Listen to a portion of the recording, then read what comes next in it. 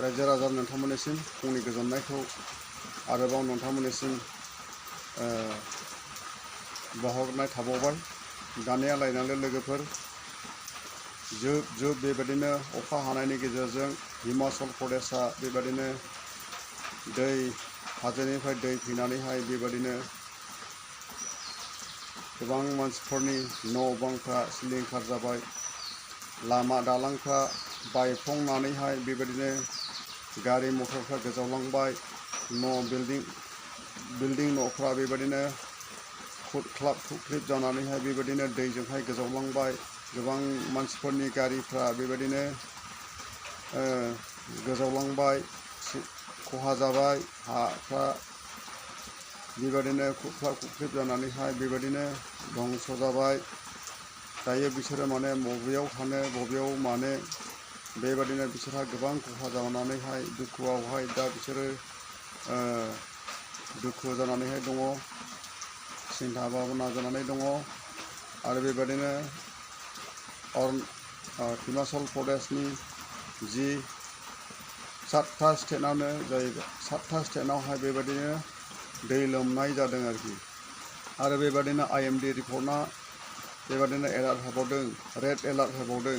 बेबादिनो बिनिफ्राय बांसिन बेबादिनो अखा हानायनि गेजेरजों लोमफावजोबनानैहाय गासैबो जायगाफ्रा, हिमाचल प्रदेशनि जायगाफ्रा, स्टेटनि जायगाफ्रा बेबादिनो सिलिंखार जानो हागौ होननानैहाय बेबादिनो IMDआ रिपर्ट होदों एलार्ट जानो थाखायहाय। बेनिखायनो बेबादिनो आंनि चेनेल नायगिरि आरो रायजो राजा नोंथांमोननिसिम बेखौनो आं गुसुं भिडिअ लाबोनाय जाबाय। नोंथांमोना नायदो आरो साबस्क्राइबबो खालामना होदो, जाहाथे माने गोदान भिडिअफोर लाबोनो हायो नोंथांमोननिसिम। आरो बेबादिनो बिसोरनि जि थानाय जानाय, बबाव थागोन बबाव मागोन, बिसोरो दिनै हालाय हाफाय जागासिनो दङ। आरो बेबादिनो मिनिस्टारफ्राबो बेबादिनो दै लोमनायनि माखासे जाथायफोरखौ लानानैहाय नायदिंनो बेबादिनो थिरांथा खालामबाय। आरो बेबादिनो जोंनि बे एलेखा क'क्राझार डिस्ट्रिक्ट आरो बेबादिनो चिरां डिस्ट्रिक्टआवहायबो बेबादिनो IMDआ रिपर्ट होदों। बांद्राय अखा हानायनि गेजेरजोंहाय बेबादिनो गोबांथार जायगाफ्राव एफेक्टेड जानो हागौ होननानैहाय बेबादिनो IMDआ रिपर्ट होदों जाहैबाय। बेनिखायनो नायदो लोगोफोर, अखाया बेबादिनो नागारनायनि बेबायदि जेबो रिपर्टखौनो मोनाखै आरो ओरैहाय गिदिं हादों। बेनिखायनो दैज्लां बोथोरनि गायनाय फुनाय सम, बेबादिनो दंग' बान्दोफोरखौहाय मोजाङैहाय नोजोर होनानैहाय लाखिदो, जाहाथे हरनि समाव बांद्राय अखा हानायनि गेजेरजों दंग' बान्दोफ्रा बेबादिनो उसिनानैहाय जेन बाया। आरो बेबादिनो माइफोरखौहाय मोजां गायना दैफोरखौ मोजाङैहाय थिखांनानैहाय गायनो हायो। बेनि थाखाय आङो बेबादिनो IMD रिपर्टनि गेजेरजों बेबादिनो नोंथांमोननिसिम बे भिडिअखौ लाबोनाय जादों आरोखि, जाहाथे माने पाब्लिकफ्रा, रायजो राजाफ्रा सांग्रां जानो हायो। आरो लोगोफोर बेबादिनो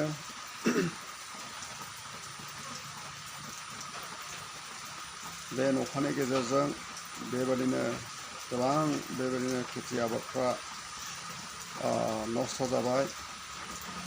गोबां मुवा बेसादफ्रा, मैगं थाइगंफ्रा दाम बारा जाबाय। मानि जाहोनाव अखा बांद्राय जुब हानायनि गेजेरजोंहाय दिनैहाय मैगं थाइगंफ्रा बेबादिनो दामा बारायबाय।